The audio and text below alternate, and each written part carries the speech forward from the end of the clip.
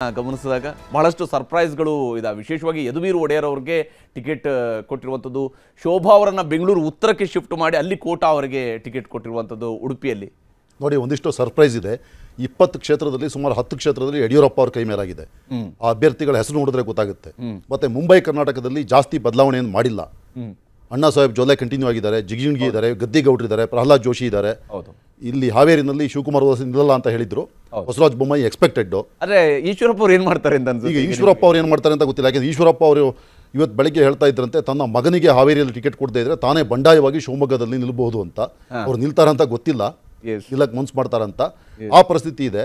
ಆದರೆ ಇದರಲ್ಲಿ ಯದುವೀರ್ ಕೃಷ್ಣದತ್ತ ಚಾಮರಾಜ ಒಡೆಯರ್ ಅವರು ಎಲೆಕ್ಷನ್ ನಿಂತಿದ್ದಾರೆ ಮೈಸೂರಿಂದ. ಇದು ಹೆಚ್ಚು ಕಡಿಮೆ ಲಾಸ್ಟ್ 1 ವಾರ ಅಥವಾ 15 ದಿನದಿಂದ ಗೊತ್ತಾಗಿದ್ದು ಮಾತ್ರ. ಅದಕ್ಕೂ ಮೊದಲು ಅವ್ರು ನಿಲ್ತಾರೆ ಅಂತ ಗೊತ್ತಿರಲಿಲ್ಲ. ಅದಕ್ಕೂ ಹಿಂದೆ ಶ್ರೀಕಂಠದತ್ತ ನರಸಿಂಹರಾಜ ಒಡೆಯರ್ ಅವರು 4 ಸಲ ಕಾಂಗ್ರೆಸ್ಸಿಂದ MP ಆಗಿದ್ರು. 84ರಿಂದ 99 ತನಕ ಗೆದ್ದಿದ್ರು ಅವರು. 91ರಲ್ಲಿ ಅವರು ರಾಮ ಜನ್ಮಭೂಮಿ ಗಲಾಟೆ ಭಾಳ ಜೋರಿದ್ದಾಗ BJP ಹೋಗಿ ಸೇರಿ BJPಯಿಂದ ನಿಂತು ಚಂದ್ರಪ್ರಭಾ ಅರಸು ವಿರುದ್ಧ ಸೋತಿದ್ರು. 2004ರಲ್ಲಿ ಸೋತ ಮೇಲೆ ಅವ್ರು ಮತ್ತೆ ಎಲೆಕ್ಷನ್ಗೆ ಬರಲಿಲ್ಲ. ಈಗ ರಾಜಮನೆತನದಿಂದ ಮತ್ತೆ ಇವ್ರು ಬಂದು ನಿಂತ್ಕೊಂಡಿದ್ದಾರೆ. ಇವರಿಗೆ ಜಾತಿ ಸಪೋರ್ಟ್ ಇಲ್ಲ, ರಾಜಮನೆತನದ ರಕ್ಷಣೆ ಇದೆ, ಅದೊಂದು ದೊಡ್ಡ ಹೆಸರು. ಅದಕ್ಕಾಗಿ ನಾವು ಗೆಲ್ಬೋದು ಅಂತ ಮಾಡಿದ್ದಾರೆ. ಯಾಕಾಗಿ ಪ್ರತಾಪ್ ಸಿಂಹ ಅವರಿಗೆ ಟಿಕೆಟನ್ನು ಕೊಟ್ಟಿಲ್ಲ ಅದು ಗೊತ್ತಿಲ್ಲ. ಆದರೆ ಅದೊಂದು ದೊಡ್ಡ ವಿಷಯ. ಇನ್ನೊಂದು, ಮಂಗಳೂರಿನಲ್ಲಿ ಈ ಸಲ ಕಟೀಲ್ ಅವರಿಗೆ ಟಿಕೆಟ್ ಕೊಡಲ್ಲ ಅಂತ ಗೊತ್ತಾಗಿತ್ತು. ಚೌಟ ಅವರು ಲೀಡ್ನಲ್ಲಿದ್ದರು. ಅವರು ಕೂಡ ಯಂಗ್ ಫೇಸು BJP. ಅವರಿಗೆ ನಿರೀಕ್ಷೆ ಅಂತಲೇ ಟಿಕೆಟ್ ಸಿಕ್ಕಿದೆ, ಅವರೇ ಫ್ರಂಟ್ ರನ್ನರ್ ಆಗಿದ್ದರು. ಆಮೇಲೆ ಇನ್ನೊಬ್ಬರು ಬಸವರಾಜ್ ಅಂತ ಕೊಪ್ಪಳದಿಂದ ಬಂದಿರೋ ಹೊಸಬ್ರು. ಆದರೆ ಕೂಬಾ ಅವರ ಸ್ಥಾನವನ್ನು ಉಳಿಸ್ಕೊಂಡಿದ್ದಾರೆ ಬೀದರ್ನಲ್ಲಿ. ಅವರಿಗೆ ಟಿಕೆಟ್ ಕೊಡಬಾರ್ದು ಹೆಚ್ಚು ಕಡಿಮೆ ಎಲ್ಲ BJPಯ ಶಾಸಕರುಗಳು ಗಲಾಟೆ ಮಾಡಿದ್ರು. ಅಂಥದ್ರಲ್ಲೂ ಕೂಡ ಅವರು ಕಂಟಿನ್ಯೂ ಆಗಿದ್ದಾರೆ. ಬಳ್ಳಾರಿಯಲ್ಲಿ ರಾಮುಲು ಅವರು ನಿರೀಕ್ಷೆ ಅಂತ ನಿಲ್ಲಿಸಿದ್ದಾರೆ. ಆದರೆ ಇನ್ನು 8 ಕ್ಷೇತ್ರಗಳಲ್ಲಿ ಸ್ವಲ್ಪ ಕಗ್ಗಂಟಾಗಿರಬೇಕು, ಬಂದಿಲ್ಲ. ಈಗ ಉತ್ತರ ಕನ್ನಡದಲ್ಲಿ ಹೆಗ್ಡೆ ಅವರಿಗೆ ಟಿಕೆಟ್ ಕೊಡ್ತಾರಾ ಇಲ್ವೋ ಗೊತ್ತಿಲ್ಲ. ಆಮೇಲೆ ಚಿತ್ರದುರ್ಗದಲ್ಲಿ ಅವರು ಯಾರನ್ನು ನಿಲ್ಲಿಸ್ತಾರೆ ಅಂತ ಗೊತ್ತಿಲ್ಲ. ಬೆಳಗಾವಿ ಯಾರಿಗೆ ಕೊಡ್ತಾರೆ, ಶೆಟ್ಟರಿಗೆ ಕೊಡ್ತಾರಾ ಅಥವಾ ಬೇರೆ ಯಾರಿಗಾರು ಕೊಡ್ತಾರಾ ಗೊತ್ತಿಲ್ಲ. ಅವರಿಗೆ ಮೊದಲ ಪಟ್ಟಿಯಲ್ಲಿ ಹೆಸರಿಲ್ಲದೆ ಇರುವಂತದ್ದು. ಅದೇ ಮೊದಲ ಪಟ್ಟಿಯವರ ಹೆಸರಿಲ್ಲ, ಅದಕ್ಕಾಗಿಯೇ ಅನುಮಾನ ಬರ್ತಾ ಇದೆ. ಚಿಕ್ಕಬಳ್ಳಾಪುರ ಮತ್ತೆ ಕೋಲಾರದಲ್ಲಿ ಗೊತ್ತಾಗಿಲ್ಲ. ಆಮೇಲೆ JDSಗೆ ಅವರು 2 ಕ್ಷೇತ್ರ ಬಿಟ್ಕೊಡಿದ್ದಾರೆ, ಮಂಡ್ಯ ಮತ್ತೆ ಹಾಸನ್ನು. ಅದ್ರನ್ನ ಅದೇನು ಹೇಳೋ ಅವಶ್ಯಕತೆ ಇಲ್ಲ ಅವರು. ಆಮೇಲೆ ಬೇರೆ ಕ್ಷೇತ್ರಗಳಲ್ಲಿ ಯಾರ್ಯಾರು ನಿಲ್ಲಿಸ್ತಾರೆ ಅಂತ ಗೊತ್ತಿಲ್ಲ. ಈಗ ಕೋಟಾ ಶ್ರೀನಿವಾಸ ಪೂಜಾರಿ ಅವ್ರನ್ನ ನಿಲ್ಲಿಸಿದ್ದಾರೆ. ಅವರ ವಿರುದ್ಧ ಕಾಂಗ್ರೆಸ್ನವರು ಜಯಪ್ರಕಾಶ್ ಹೆಗ್ಡೆ ಅವ್ರನ್ನ ನಿಲ್ಲಿಸಿದ್ದಾರೆ. ಅದೊಂದು ಇಂಟ್ರೆಸ್ಟಿಂಗ್ ಎಲೆಕ್ಷನ್ ಆಗುತ್ತೆ ಆ ಭಾಗದಲ್ಲಿ ನಡೆಯುವಂಥ ಎಲೆಕ್ಷನ್ನು. ಮತ್ತೆ ಮಾಧುಸ್ವಾಮಿ ಅವರು ಬಂಡಾಯ ಎದ್ದಿದ್ರು, ಯಾವುದೇ ಕಾರಣಕ್ಕೂ ಸೋಮಣ್ಣ ಹೊರಗಡೆ ಅವರು ಕೊಡಬಾರ್ದು ಅಂತ. ಈಗ ಅವ್ರೇನು ಮಾಡ್ತಾರೆ ಅಂತ ಅಲ್ಲಿ ನೋಡಬೇಕು. ಸೋಮಣ್ಣ ಈ ಬೆಂಗಳೂರಿಂದ ಅಲ್ಲಿ ಹೋಗಿ ನಿಂತ್ಕೊಂಡಿದ್ದಾರೆ ಎಲೆಕ್ಷನ್ಗೆ, ತುಮಕೂರಿಗೆ. ಅದಕ್ಕೂ ಮೊದಲು ಅವ್ರನ್ನ ಮೈಸೂರು ಮತ್ತೆ ಚಾಮರಾಜನಗರ ಕಳಿಸಿದ್ರು. ಈ ಕಡೆ ಬಂದಿದ್ದಾರೆ. ಆದರೆ BJP ಅವರಿಗೆ ಇನ್ನು ಕೇವಲ 8 ಕ್ಷೇತ್ರಗಳನ್ನು ಮಾತ್ರ ರಿಲೀಸ್ ಮಾಡಬೇಕಾಗಿದೆ. ಇನ್ನು ಕಾಂಗ್ರೆಸ್ನವರು ಬಹುಶಃ ನಾಳೆನೇ ಪಟ್ಟಿಯನ್ನು ಬಿಡುಗಡೆ ಮಾಡ್ಬೋದು. ಯಾಕೆಂದ್ರೆ BJP ಅವರ ಪಟ್ಟಿ ಬಂದಿರೋದ್ರಿಂದ ಅವ್ರದ್ದು 7 ಹೆಸರು ಮಾತ್ರ ಬಂದಿದೆ ಇಲ್ಲಿ ತನಕ. ಹೊಸ ಹೆಸರುಗಳನ್ನು ಸೇರಿಸ್ಕೊಂಡು ಮಾಡ್ಬೋದು. ಇದು ಬಹಳ ಇಂಟ್ರೆಸ್ಟಿಂಗ್ ಆಗಿದೆ. ಕೆಲವೊಂದು ಬೋಲ್ಡ್ ಡಿಸಿಷನ್ ತಗೊಂಡಿದ್ದಾರೆ BJP ಅವರು. ನಿಜ ನಿಜ ನಿಜ. ಅರೆ ಅಶೋಕ್ ಗೌಡ್ರೆ, ನೋಡಿ, ನಮಗೆ ಈ ಸತಿ ನೀವೇ ಹೇಳ್ದಂಗೆ ಆಗಲೇ ಮೋದಿಯವರ ಫ್ಯಾಕ್ಟ್ರು ತುಂಬ ವರ್ಚಸ್ನಲ್ಲಿ ತುಂಬ 14ರಲ್ಲಿ ಅದೇ ಇದ್ದಿದ್ದು, 19ರಲ್ಲಿ ಅದೇ ಇದ್ದಿದ್ದು. ಆದರೆ ಈ ಬಾರಿ ಯಾಕೆ ಪ್ರತಾಪ್ ಸಿಂಹ ಅಂತವ್ರಿಗೆ ಟಿಕೆಟ್ ಇಲ್ಲದಂತಹ ಪರಿಸ್ಥಿತಿ? ನೋಡಿ, ನಾವು ಶಿಸ್ತುಬದ್ಧ ಕಾರ್ಯಕರ್ತರು. ನಮಗೆ ಇಂತಹ ಒಂದು ಕೆಲಸ ಮಾಡಿ ಅಂತ ಹೇಳಿದ್ರೆ, ಕಟೀಲ್ ಅವ್ರು ತುಂಬ ಚೆನ್ನಾಗಿ ಹೇಳಿದ್ರು, ಕಸ ಗುಡಿಸಿ ಅಂದರೆ ಗುಡಿಸ್ತೀವಿ ನಾವು, ಅಥವಾ ಇಂಥದ್ದು ಹೋಗಿ ಮಾಡು ಅಂತಾನೆ ಮಾಡ್ತೀವಿ.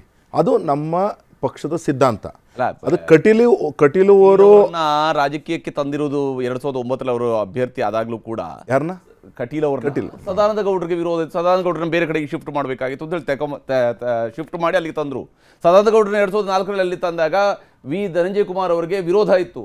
ಕಾರ್ಯಕರ್ತರು ಇವತ್ತು ಸೋಷಿಯಲ್ ಮೀಡಿಯಾದಲ್ಲಿ ಕಾರ್ಯಕರ್ತರು ವಿರೋಧ ವ್ಯಕ್ತಪಡ್ತಾರೆ. ಅವತ್ತು ಕೂಡ ವಿರೋಧ ಇತ್ತು. ಅದರ ಪರಿಣಾಮ ಅಷ್ಟೇ.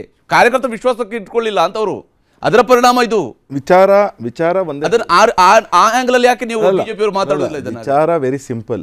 ನಾವು ಮೋದಿಯವರಿಂದ ಹಿಡ್ಕೊಂಡು ಅಲ್ಲಿ ನಮ್ಮ ಪಕ್ಷದಲ್ಲಿ ಇರತಕ್ಕಂತಹ ಯಾರೊಬ್ಬ ಕಡೇ ಕಾರ್ಯಕರ್ತ ಇರ್ತಾನೆ, ಎಲ್ಲರೂ ಸಹ ಕಾರ್ಯಕರ್ತರೆ. ಆ ಕಾರ್ಯಕರ್ತರುಗಳಿಗೆ ನೀವು ಇಂಥ ಕೆಲಸ ಮಾಡಪ್ಪ ಅಂತ ಹೇಳಿದ್ರೆ ಅಂಥ ಕೆಲಸ ಮಾಡ್ತೀವಿ. ಅದು ಕಟೀಲು ಅವರು ರಾಜ್ಯಾಧ್ಯಕ್ಷರಾಗಿದ್ದರು ಅನ್ನೋ ವಿಚಾರನೂ ಅಲ್ಲ, ಇನ್ನೊಬ್ಬ ಬಸವರಾಜ ಬೊಮ್ಮಾಯಿ ಅವರು ಮುಖ್ಯಮಂತ್ರಿ ಆಗಿದ್ದ ವಿಚಾರನೂ ಅಲ್ಲ. ಈ ಕಾರ್ಯಕರ್ತರು ನೀವು ಪಕ್ಷಕ್ಕೋಸ್ಕರ ನಿಷ್ಠಾವಂತರಾಗಿ ದುಡಿತಿದ್ದೀರಾ, ನೀವು ದುಡಿರಿ. ನೋಡಿ, ಒಂದು ಉದಾಹರಣೆ ಹೇಳ್ತೀನಿ. ವಿಷ್ಣುದೇವ್ ಸಾಯಿ ಅವ್ರಿಗೆ 2019ರಲ್ಲಿ ಟಿಕೆಟ್ ಡಿನೈ ಆಗುತ್ತೆ, XYZ ರೀಸನ್. ಅವ್ರನ್ನ 2023ರಲ್ಲಿ ವಿಧಾನಸಭೆಗೆ ನಿಲ್ಲಿಸ್ಬಿಟ್ಟು ಮುಖ್ಯಮಂತ್ರಿ ಆಗ್ತಾರೆ. ಅವರು 6 ಬಾರಿ ಚುನಾವಣೆ ನಿಂತಿರ್ತಾರೆ, 4 ಬಾರಿ MP ಆಗಿರ್ತಾರೆ. ನೋಡಿ, ವೆರಿ ಸಿಂಪಲ್. ನಮ್ಮಲ್ಲಿ ಪಕ್ಷದಲ್ಲಿ ಶಿಸ್ತುಬದ್ಧವಾಗಿ ಕೆಲಸ ಮಾಡ್ತಕ್ಕಂತಹ ಯಾರು ನೀವು ಆಗಲೇ ತೋರಿಸ್ರಿ, ತುಂಬ ಚೆನ್ನಾಗಿತ್ತು. I like that. Hard work, commitment, honesty, integrity ಅಂತ ಪದಗಳು. ಅಂಥ ಪದಗಳಿಗೆ ನಮ್ಮಲ್ಲಿ ಮಣೆ ಹಾಕ್ತೀವಿ. ಯಾರು ಕೆಲಸ ಮಾಡ್ತೀರಾ ನೀವು ಬನ್ನಿ. ಓಕೆ ಆದರೆ ಅರುಣ್ ಅವರೇ, ತಮ್ಮ ಪ್ರಕಾರ ಬಿಜೆಪಿ ಲಿಸ್ಟ್ ನೋಡಿದಾಗ ಕರ್ನಾಟಕದ ಮೊದಲ ಲಿಸ್ಟ್ ಇದು. ಸತೀಶ್ ಅವರು ಹೇಳಿದ್ರು ಮುಂದುವರಿದ ಭಾಗ ಹೇಳಬೇಕು ಅಂದರೆ ಯಡಿಯೂರಪ್ಪ ಅವರ ಕೈ ಮೇಲಾಗಿರೋದು ಒಂದು, ಹೌದು, ಇನ್ನೊಬ್ಬರ ಕೈ ಕೆಳಗಾಗಿದೆ ಅಂತ ನನಗನ್ಸುತ್ತೆ. ಸಿ ಟಿ ರವಿ ಅವರಿಗೆ ಸಿಗದೇ ಇರೋದು, ಪ್ರತಾಪ್ ಸಿಂಹ ಅವರಿಗೆ ಸಿಗದೇ ಇರೋದು, ಹೌದು, ಹಾಗೆಯೇ ಇನ್ನೂ ಒಂದಿಬ್ಬರಿಗೆ ನಳಿನ್ ಕಟೀಲ್ ಅವರಿಗೆ ಸಿಗದೇ ಇರೋದು, ಬಹುಶಃ BL ಸಂತೋಷ್ ಏನಿದ್ದಾರೆ ಅವರ ಕೈ ಸ್ವಲ್ಪ ಮತ್ತೆ ಕೆಳಗಾಗಿದೆ ಅಂತ ನನಗನ್ಸುತ್ತೆ. ಇದು ಒಂದು. ಮತ್ತು ಅಚ್ಚರಿಯ ಕೆಲವು ನಿರ್ಧಾರಗಳು ಚಿಕ್ಕಮಗಳೂರು ಇರ್ಬೋದು, ಮಂಗಳೂರು ಇರ್ಬೋದು, ಚಾಮರಾಜನಗರ ಇರ್ಬೋದು, ಹಾಗೆಯೇ ಇನ್ನೂ ಅನೇಕ ಕಡೆ ಇವೆಲ್ಲ ನೋಡಿದರೆ BJP ಹೊಸ ಮುಖಗಳಿಗೆ ಈಗ ಒಂದು ಒತ್ತು ಕೊಡ್ತಾ ಇದೆ. ಅದರಲ್ಲೂ ಕೂಡ ಯಂಗ್ಸ್ಟರ್ಸ್, ಯುವಕರಿಗೆ ಹೆಚ್ಚು ಪ್ರಾತಿನಿಧ್ಯ ಕೊಡುತ್ತೆ. ಹಾಗೆಯೇ ಒಂದು ಕ್ಷೇತ್ರದಲ್ಲಿ ಯಾರು ಸೂಟ್ ಆಗಿಲ್ಲ ಅವರಿಗೆ ಇನ್ನೊಂದು ಕ್ಷೇತ್ರ, ಇದು ಒಂದು ರೀತಿಯ ಅಚ್ಚರಿಯ ವಿಷಯನೇ ಹೌದು. ಈಗ ಶೋಭಾ ಕರಂದ್ಲಾಜೆ ಅವರಿಗೆ ಚಿಕ್ಕಮಗಳೂರು ಕೊಟ್ಟಿಲ್ಲ, ಹಾಗಾಗಿ ಅವರಿಗೆ ಇಲ್ಲಿ ಕೊಡ್ತಿದ್ದೀವಿ. ಉಡುಪಿ ಚಿಕ್ಕಮಗಳೂರಲ್ಲಿ ಆಗಿಲ್ಲ ಅಂದ್ರೆ ಈಗ ಈ ಬೆಂಗಳೂರು ಉತ್ತರಕ್ಕೆ ನೀವು ತೆಗೆದುಕೊಂಡು ಬಂದಿರುವಂಥ ಕ್ಯಾಂಡಿಡೇಟ್ಗಳನ್ನು ನೋಡಿ. ಚಂದ್ರೇಗೌಡರು ಚಿಕ್ಕಮಗಳೂರು ಅವರು, ಹೌದು, ಅವರು ಫಸ್ಟ್ ನಿಂತರು. ಸದಾನಂದ ಗೌಡರು ದಕ್ಷಿಣ ಕನ್ನಡದವರು, ನಂತರ ಉಡುಪಿ ಚಿಕ್ಕಮಗಳೂರು ಉತ್ತರಕ್ಕೆ ಬಂದರು. ಈಗ ಶೋಭಾ ಕರಂದ್ಲಾಜೆ ಅವರು ಅಲ್ಲಿಂದ ಮತ್ತೆ ವಾಪಸ್ ಯಶವಂತಪುರದಿಂದ ಅಲ್ಲಿಗೆ ಹೋಗಿದ್ರು. ಕರ್ನಾಟಕದಲ್ಲಿ ಇದನ್ನು ಆರಂಭ ಮಾಡಿದ್ರು ಬಿಜೆಪಿ ಅವರು. ಹೌದು, ಕಾಂಗ್ರೆಸ್ ಅವರು ನಾರ್ಮಲಿ ಕ್ಯಾಂಡಿಡೇಟ್ಗಳನ್ನ ಅಲ್ಲಿ ಇಲ್ಲಿ ಕಳಿಸಲ್ಲ. ಹೌದು, ಬಿಜೆಪಿ ಅವರೇ ಸ್ಟಾರ್ಟ್ ಮಾಡಿದ್ದು. ಹೌದು. ಇನ್ನೊಂದು ಇಂಟ್ರೆಸ್ಟಿಂಗ್ ಏನಿದೆ ಬಹುಶಃ ಇನ್ನು ಮುಂದೆ ಬರೋದು ಅಂದರೆ ಕಾಂಗ್ರೆಸ್ನ ಕ್ಯಾಂಡಿಡೇಟ್ಸ್ ಯಾರಾಗ್ತಾರೆ ಕೆಲವು ಕ್ಷೇತ್ರಗಳಲ್ಲಿ ಅಂತ. ಫಾರ್ ಎಕ್ಸಾಂಪಲ್ ಈಗ ಮೈಸೂರಿನಲ್ಲಿ ಯತೀಂದ್ರ ಹಿಂದೆ ಟ್ರೈ ಮಾಡ್ತಾಯಿದ್ರು, ಆಮೇಲೆ ಅವ್ರ ಹೆಸರು ಅಷ್ಟು ಮುನ್ನೆಲೆಗೆ ಬಂದಿರಲಿಲ್ಲ. ಈಗ BJP ಕ್ಯಾಂಡಿಡೇಟ್ ಅನೌನ್ಸ್ ಆಗಿದೆ, ಅಲ್ಲಿ ಈಗ ಯತೀಂದ್ರ ಕಾಂಟೆಸ್ಟ್ ಮಾಡ್ತಾರೆ. ಯಾಕೆಂದರೆ ಅದು ಸಿದ್ದರಾಮಯ್ಯ ಅವರ ತವರು ಕ್ಷೇತ್ರ. ಸೊ ಅಲ್ಲಿಂದ ಯಾರು ಕಂಟೆಸ್ಟ್ ಮಾಡ್ತಾರೆ ಅನ್ನೋದು ಇಂಪಾರ್ಟೆಂಟ್ ಆಗಿದೆ. ಹಾಗೆಯೇ BJPನಲ್ಲಿ ಇನ್ನೂ ಒಂದು ರೀತಿಯ ಒಳ ಜಗಳ ಶುರುವಾಗತ್ತಾ, ಯಾಕೆಂದರೆ ಕೆಲವು ಕ್ಯಾಂಡಿಡೇಟ್ಸು ಯಾರ್ಯಾರು ಮುಂಚೂಣಿಯಲ್ಲಿದ್ದರು ಅವ್ರಿಗೆ ಸಿಕ್ಕಿಲ್ಲ. ಹಾಗಾಗಿ ಅವರು ಬಹುಶಃ ಸರಿಯಾಗಿ ಕೆಲಸ ಮಾಡ್ತಾರಾ ಇಲ್ವೋ, ಇದು ಕೂಡ ಒಂದು ಪ್ರಶ್ನೆ ಅಂತ ನನಗನ್ಸುತ್ತೆ. ನಿಜ. ರಮೇಶ್ ಬಾಬು ಅವರೇ, ಖುಷಿಯಾಗಿದೆಯಾ BJPಯವರ ಪಟ್ಟಿ ನೋಡಿದಾಗ? ನಿಮ್ಗೆ ಏನನ್ನಿಸ್ತು? ಇಲ್ಲ, ನನಗೆ ಈ ಎಸ್ಪೆಷಲಿ ಸತೀಶ್ ಅವರು ಹೇಳ್ದಂಗೆ ಮುಂಬೈ ಕರ್ನಾಟಕದಲ್ಲಿ ಏನು ಕ್ಯಾಂಡಿಡೇಟ್ಗಳು ಕೊಟ್ಟಿದ್ದಾರೆ ಅದು ನಮ್ಗೆ ಅನುಕೂಲ ಆಗುತ್ತೆ. ಸಿಟ್ಟಿಂಗ್ MPಗಳಿಗೆ ರಿಪೀಟ್ ಮಾಡಿದ್ದಾರೆ. It some extent definitely it is going to help the Congress party. ಮತ್ತು ಅಂಥ ಹೊಸ ಮಕ್ಕಳು ಹೊಸ ಪ್ರಯೋಗ ಅಂತೇನಿಲ್ಲ. 7 ಜನ ಸಿಟ್ಟಿಂಗ್ MPಗಳು 5 ಜನ ಸಿಟ್ಟಿಂಗ್ MPಗಳು ನಿಲ್ಲಲ್ಲ ಅಂತ ಡಿಕ್ಲೇರ್ ಮಾಡ್ಕೊಂಡಿದ್ರು. ಹೌದು. ಸೊ ಸ್ವಾಭಾವಿಕವಾಗಿ 5 ಜನ ಚೇಂಜ್ ಮಾಡಲೇಬೇಕಾಗಿತ್ತು. ಇಬ್ಬರನ್ನ ಕೈ ಬಿಟ್ಟಿದ್ದಾರೆ. ಅದಕ್ಕೆ ಕಾರಣ ಏನಂತ ಅವ್ರು ಹೇಳಬೇಕು. ಈಗ 20ನೇ ಡಿಕ್ಲೇರ್ ಮಾಡಿದ್ದಾರೆ, ಇನ್ನು ಉಳಿದಿರ್ತಕ್ಕಂಥದ್ದು 6, 2 JDSಗೆ ಬಿಟ್ಕೊಟ್ಟಿದ್ದಾರೆ. ಸೊ ಇನ್ನು 6 ಕ್ಷೇತ್ರ ಅವ್ರು ಡಿಕ್ಲೇರ್ ಮಾಡಬೇಕು. ಸೊ ಈ ಕೋಲಾರ, ಚಿಕ್ಕಬಳ್ಳಾಪುರ ಈ ಥರದ್ದು ಕೆಲವು ಕ್ಷೇತ್ರಗಳನ್ನ ಇಟ್ಕೊಂಡಿದ್ದಾರೆ. What ever it may be, ಈಗ ಕೊಟ್ಟಿರ್ತಕ್ಕಂಥ ಪಟ್ಟಿನಲ್ಲಿ ವಿಶೇಷವಾಗಿ ನಮಗೆ ಮುಂಬೈ ಕರ್ನಾಟಕದಲ್ಲಿರ್ತಕ್ಕಂಥದ್ದು ನಮಗೆ ಪೂರಕವಾದಂಥ ವಾತಾವರಣ ಅವಕಾಶ ಮಾಡಿಕೊಟ್ಟಿದ್ದಾರೆ. ಅಫ್ಕೋರ್ಸ್ ನಮ್ಮದು ಇವತ್ತು ರಾತ್ರಿ ಅಥವಾ ನಾಳೆ ಕರ್ನಾಟಕದ 15 ಕ್ಷೇತ್ರ ಆಗುತ್ತೆ. ಇನ್ನು ಉಳಿದಂಥದ್ದು 3ನೇ ಹಂತದಲ್ಲಿ ಮಾಡ್ಬೋದು. ಮತ್ತು ಯತೀಂದ್ರವ್ರ ಹೆಸರು ಪ್ರಸ್ತಾಪ ಮಾಡಿದ್ರು. ಇದುವರೆಗೂ ಯತೀಂದ್ರವ್ರನ್ನ ನಿಲ್ಲಿಸೋಂಥ ಅಲ್ಲೇನೋ ಪ್ರಯತ್ನಗಳು ಇಲ್ಲ.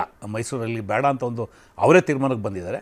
ಈ ಕ್ಯಾಂಡಿಡೇಟ್ ಮೇಲೆ ತೀರ್ಮಾನ ಆದರೆ ಅದು ನನಗೆ ಗೊತ್ತಿಲ್ಲ. ಆ್ಯಸ್ ಆ್ಯಂಡ್ ಟುಡೇ ಪಾರ್ಟಿನಲ್ಲಿ ಆ ಥರ ಇನ್ನೂ ಅವಕಾಶ ಇದೆ ಅಂತ ಆಯ್ತು. ಖಂಡಿತ ಕಾರ್ಯಕರ್ತರ ತೀರ್ಮಾನಗಳು ಅಲ್ಲೇನೇನೋ ಈಕ್ವೇಷನ್, ಕ್ಯಾಸ್ಟ್ ಈಕ್ವೇಷನು ತೀರ್ಮಾನ ಅನೇಕ ಬಾರಿ ಕಾರ್ಯಕರ್ತರ ತೀರ್ಮಾನದ ಹೆಸರಿನಲ್ಲಿ ಬರ್ತಾ ಇರ್ತಾರೆ. ಅಲ್ಲಿ ಕ್ಯಾಸ್ಟ್ ಈಕ್ವೇಷನ್, ಕಾರ್ಯಕರ್ತರ ಜೊತೆಗೆ ಕ್ಯಾಸ್ಟ್ ಈಕ್ವೇಷನ್ನು ಬರುತ್ತೆ. ಸೊ ಅದ್ರ ಮೇಲೆ ಯಾಕೆಂದರೆ ಭಾಳ ಜನ 5-6 ಜನ ಆಸ್ಪಿರೆಂಟ್ಸ್ ಇದ್ದಾರೆ ಅಲ್ಲಿ. ಸೊ ಈಗ BJPನಲ್ಲಿ ಅಸಮಾಧಾನ ಆಗಿರೋರು ಬರ್ತಾರೆ ಅಂತೇಳಿ DK ಶಿವಕುಮಾರ್ ಅವರು ಹೇಳಿದ್ದಾರೆ. ಕೆಲವರು 2-3 ಬರ್ಬೋದು ಅಂತೇಳಿ, ಅದು ಸಾಧ್ಯತೆಗಳಿದೆ. ಹಾಗಾಗಿ ಇವೆಲ್ಲದ್ರ ಮೇಲೆ ಡಿಪೆಂಡ್ ಆಗುತ್ತೆ. ಒಂದಂತೂ ಸತ್ಯ, ಮೊನ್ನೆ ಒಂದು ಅಶೋಕ್ ಒಂದು ಮಾತು ಹೇಳಿದ್ರು. ಯಾಕೆಂದರೆ ನನ್ನ ಸ್ನೇಹಿತರು ಪದೇ ಮೋದಿ ಅಂತಾರೆ. ಮೋದಿ ಹೆಸರು ಮೇಲೆ ಚುನಾವಣೆಗೆ ಹೋಗೋರಿಗೆ ಸರ್ವೆ ಏನಕ್ಕೆ ಬೇಕು? ಅವ್ರು ಅಶೋಕ್ ಹೇಳಿದ್ದು ನಾವು ಸರ್ವೆ ಮಾಡಿಸ್ತಾ ಇದ್ದೀವಿ, ಇನ್ನೊಂದು ಸರ್ವೆ ಬಂದಮೇಲೆ ಕ್ಯಾಂಡಿಡೇಟ್ ಹೇಳ್ತೀವಿ ಅಂತೇಳಿ. ಅಂದರೆ ಅವರು ಆ ಪರಿಸ್ಥಿತಿಗೆ ಬಂದು ತಲುಪಿದ್ದಾರೆ. ಮೋದಿ ಹೆಸರು ಒಂದೇ ಚಲಾವಣೆ ಆಗಲ್ಲ, ಇಲ್ಲಿ ಸರ್ವೇನೂ ಬೇಕು, ಕ್ಯಾಸ್ಟ್ ಈಕ್ವೇಷನ್ನು ಬೇಕು, ಕ್ಯಾಂಡಿಡೇಟು ಬೇಕು ಅನ್ನೋ ಒಂದು ಈಕ್ವೇಷನ್ಗೆ ಬಂದಿದ್ದಾರೆ. ಇದು ನಾವು ಹೇಳಿದ್ದಲ್ಲ, ಅಶೋಕ್ 2 ದಿನದ ಮುಂಚೆ ಹೇಳಿದಂಥದ್ದು. ಮೈಸೂರು ಕ್ಯಾಂಡಿಡೇಟ್ ವಿಷಯಕ್ಕೆ ಪ್ರಸ್ತಾಪ ಆದಂಥ ಸಂದರ್ಭದಲ್ಲಿ ನಾವು ಇನ್ನೊಂದು ಸರ್ವೆ ರಿಪೋರ್ಟ್ ಮಾಡಿಸ್ತಾ ಇದ್ದೀವಿ, ಆ ಸರ್ವೆ ರಿಪೋರ್ಟ್ ಮೇಲೆ ಕ್ಯಾಂಡಿಡೇಟ್ಗಳು ಬದಲಾವಣೆ ಆಗುತ್ತೆ ಅನ್ನೋ ಮಾತನ್ನು ಹೇಳಿದ್ರು. What ever it may be, ನಮಗೆ ವಿಶ್ವಾಸ ಇದೆ ಕರ್ನಾಟಕದಲ್ಲಿ ಕಾಂಗ್ರೆಸ್ ಪಕ್ಷಕ್ಕೆ ಕೊಟ್ಟಿರ್ತಕ್ಕಂಥ ಕಾರ್ಯಕ್ರಮಗಳು, ಸಿದ್ದರಾಮಯ್ಯನವರು, DK ಶಿವಕುಮಾರ್ ಅವರು ಕೊಟ್ಟಂಥ ಯೋಜನೆಗಳು, ಗ್ಯಾರಂಟಿ ಸ್ಕೀಮ್ ಏನು ಇವತ್ತು ಕೆಳಹಂತದ ವಿಶೇಷವಾಗಿ ಮಹಿಳೆಯರಿಗೆ ಅದರ ಪ್ರಯೋಜನಗಳು ತಲುಪಿದೆ. ಅದರ ಮೇಲೆ ಕರ್ನಾಟಕದ ಚುನಾವಣೆ ಆಗುತ್ತೆ. ನಮಗೆ ಈಗಲೂ ವಿಶ್ವಾಸ ಇದೆ ಈ ಚುನಾವಣೆಯಲ್ಲಿ 18 ರಿಂದ 20 ಸ್ಥಾನ ಗೆಲ್ಲೋದಕ್ಕೆ ಖಂಡಿತ ವಿಶ್ವಾಸ. ಕನ್ನಡಿಗರ ನೆಚ್ಚಿನ ನ್ಯೂಸ್ 18 ಕನ್ನಡ ಈಗ ವಾಟ್ಸ್ಆಪ್ನಲ್ಲೂ ಲಭ್ಯ. ಕರ್ನಾಟಕ, ದೇಶ ವಿದೇಶಗಳ 360 ಡಿಗ್ರಿ ಸುದ್ದಿಯ ವಿವರಗಳನ್ನ ನಿಮ್ಮ ಕೈ ಬೆಳುಗಳಲ್ಲೇ ಪಡಿಲಿಕ್ಕೆ ಈ QR ಕೋಡ್ ಅನ್ನ ಸ್ಕ್ಯಾನ್ ಮಾಡಿ, ನಮ್ಮ ಚಾನಲ್ ಫಾಲೋ ಮಾಡಿ, ನೋಟಿಫಿಕೇಶನ್ ಆನ್ ಮಾಡಿ.